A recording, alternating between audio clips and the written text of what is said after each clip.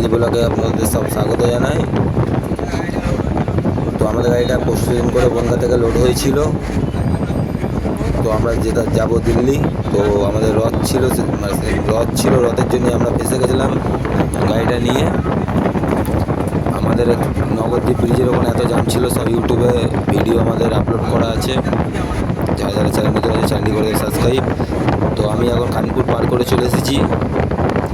তো মাটি আমাদেরকে বলেছে টানটায় রকেট আসছে, তো আমরা রকেটই আসছি। তো আমাদের বলেছে 11টার সময় গাড়ি ঢোকাতে, দেখি কত দূর আমি যেতে পারি, কটার সময় মাটিটা লাগাতে পারি। সামনের রাস্তাটা এই দেখো, কানপুর পার করে আসছি। তারপরে এখন যাচ্ছি রকেট গাড়িটা নিয়ে, তো দেখি কত দূর অবধি যেতে পারি।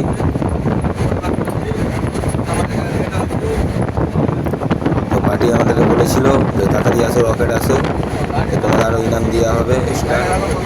তো গাড়ি তো 80 রুপে কাটা ওঠে না, তো দেখো 80 গাড়িটার কাটাটা রয়েছে, 80 যাচ্ছে, 80 রুপে কাটা ওঠে না। এখন যাচ্ছি 80 ধরে রেখে দিচ্ছি, যাদের ট্রেনে যেতে পারি। রকেট এখন চলছে গাড়ি। তো এরপরেও এই নাগপুর থেকে ঘুরে গেছি, যাচ্ছি সিধা যমুনা এক্সপ্রেসে উঠলাম, রাস্তাটা কমবে একটু।